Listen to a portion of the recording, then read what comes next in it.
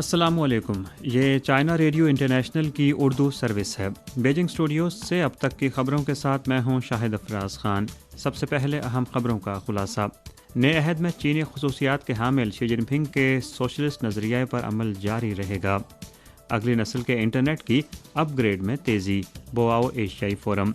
مارچ میں چین کے manufacturing PMI index میں توسیع کا رجحان برقرار۔ اور اب خبریں تفصیل کے ساتھ۔ کمیونسٹ پارٹی آف چائنا کی مرکزی کمیٹی کے سیاسی بیورو نے 30 تاریخ کو نئے عہد میں چینی خصوصیات کے حامل شی جن پنگ کے سوشلسٹ نظریے کے اجتماعی مطالعے کا اہتمام کیا۔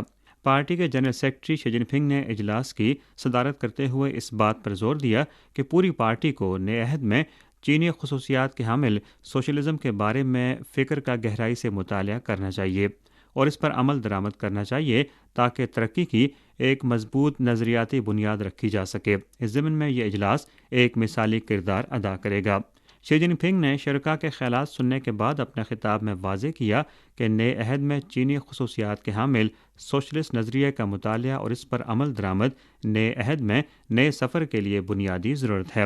پیچیدہ عالمی اور ملکی صورتحال، اصلاحات، ترقی اور استحکام کے مشن کی تکمیل اور مختلف غیر یقینی اور غیر متوقع خطرات اور چیلنجوں کے تناظر میں CPC کے ممبران مختلف سطحوں کے اہلکاروں کا چینی خصوصیات کے حامل سوشلسٹ نظریے کا گہرائی سے مطالعہ لازم ہے۔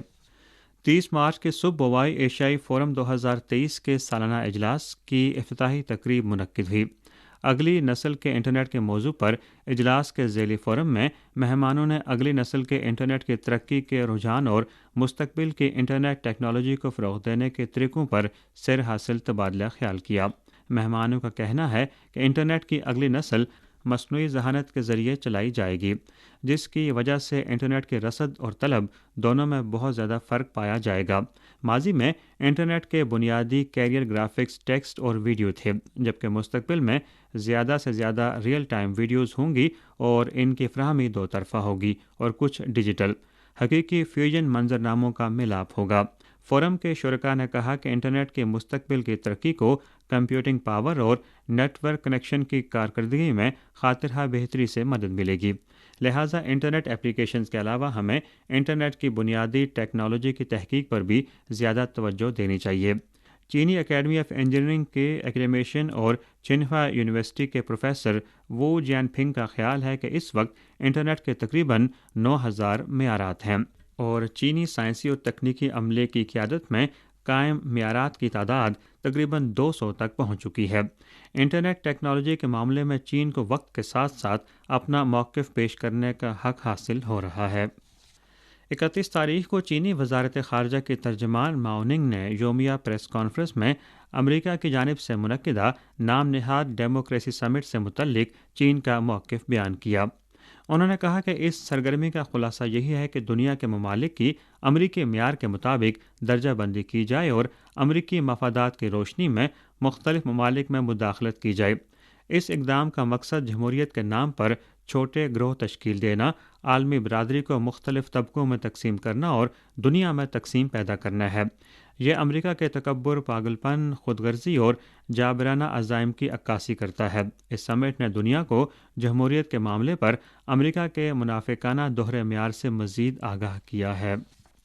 China federation of logistic and purchasing اور چین کے قومی محکمہ شماریات کے سروس انڈسٹری سروے سینٹر کی جانب سے 31 مارچ کو جاری اعداد و شمار کے مطابق مارچ میں چین کا manufacturing purchasing managers index PMI 51.9% رہا، جو فروری کے مقابلے میں 0.7% کم تھا، مگر یہ پچھلے 2 سالوں میں دوسرا بلند ترین معیار تھا اور یہ مسلسل 3 ماہ تک توسیع کی حد میں تھا۔ سروے میں شامل 21 صنعتوں میں سے 13 کا PMI فروری کے مقابلے میں زیادہ تھا۔ چین کے اندرونی معاشی گردش کی تیز بحالی اور مینوفیکچرنگ کی پیداوار اور مارکیٹ کی طلب میں مسلسل بہتری کے نتیجے میں پیداوار انڈیکس اور نئے آرڈرز انڈیکس بالترتیب 54.6% اور 53.6% رہے۔ حال ہی میں صنعتی اداروں کی خریداری نسبتاً فعال رہی۔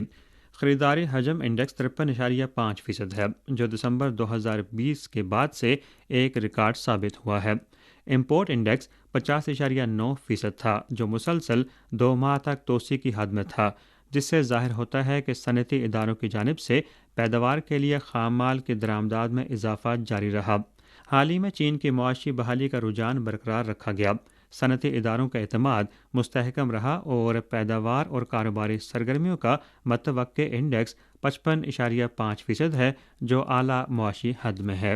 چینی federation of logistic and purchasing اور چین کے قومی محکمہ شماریات کے جاری کردہ اعداد و شمار کے مطابق مارچ میں چین میں نان مینوفیکچرنگ کاروباری سرگرمی انڈیکس 58.2% رہا، جو پچھلے ماہ کے مقابلے میں 1.9% پوائنٹ زیادہ ہے۔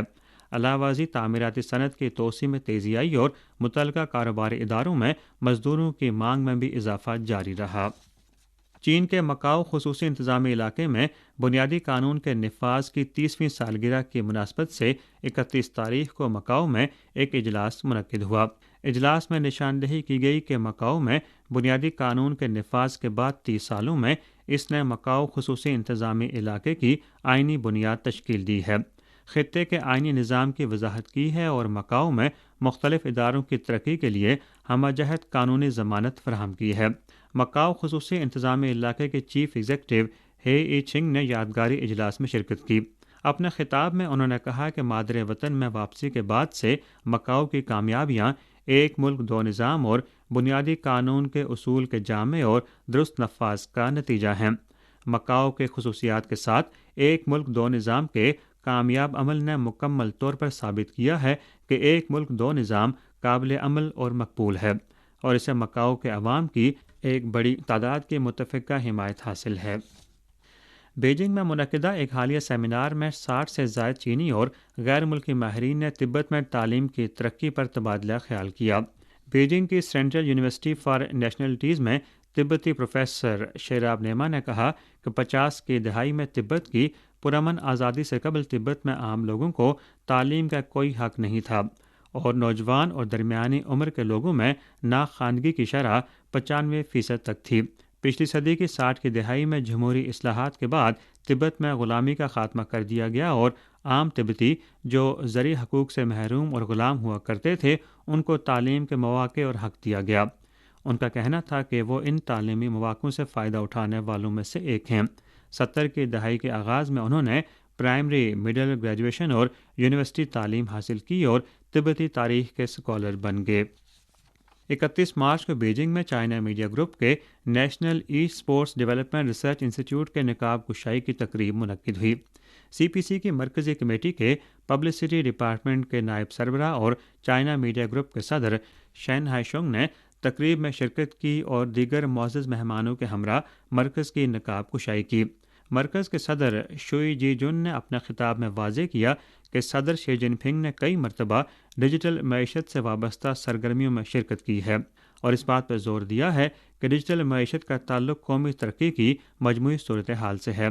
چائنا میڈیا گروپ ابھرتی ہوئی صنعتوں کے صحت مند ترقی کی قیادت کرنے، 5G+ 4K 8K+ AI strategic ترقی کی تازہ ترین کامیابیوں کو مکمل بروئے کار لانے، انٹریکٹیو شرکت اور تکنیکی جدت طرازی پر مبنی ایک ای اسپورٹس انڈسٹری کی تعمیر کا اہم کام کر رہا ہے۔ تقریب میں سی ایم جی اور چونگچنگ میونسپل گورنمنٹ نے ای اسپورٹس انڈسٹری کے صحت مند اور پائیدار ترقی کو فروغ دینے کے لیے اسٹریٹجک تعاون کے معاہدے پر دستخط بھی کیے۔ جرمن صحافی رائز روپ نے حال ہی میں چائنا میڈیا گروپ کو انٹرویو دیتے ہوئے کہا کہ مغربی ممالک اس لیے یوکرین کو ہتھیار فراہم کر کے تنازعات کو بڑھا رہے ہیں کہ وہ اس علاقے میں امن کے حصول میں بالکل بھی دلچسپی نہیں رکھتے۔ انہوں نے کہا کہ یہ روس کے خلاف امریکہ اور نیٹو کی جانب سے یوکرین میں شروع کی گئی جنگ ہے۔ روپ نے کئی سالوں تک نیٹو ہیڈ کوارٹرز میں کام کیا ہے۔ انہوں نے کہا کہ جرمن ادارے اور عوام روس یوکرین تنازع کی قیمت ادا کر رہے ہیں۔ بڑھتی ہوئی قیمتوں، خاص طور پر توانائی کی قیمتوں نے زندگی کے تمام شعبوں کو شدید دباؤ میں ڈال دیا ہے، لیکن اس کے ساتھ ساتھ امریکہ یورپ کے مقابلے میں بہت کم توانائی کی قیمتوں اور بھاری سبسڈیز کے ذریعے زیادہ سے زیادہ یورپی کمپنیوں کو امریکہ میں منتقل کرنے کی کوشش کر رہا ہے۔ روپ کا کہنا تھا کہ نارڈ اسٹریم قدرتی گیس پائپ لائن دھماکوں کے حوالے سے جرمنی کے کچھ بیانات مایوس کن تھے۔ بیشتر جرمن لوگوں کے خیال میں یہ دھماکے بظاہر امریکیوں کی طرف سے کیے گئے ہیں۔ اسی کے ساتھ خبریں ختم ہوئیں۔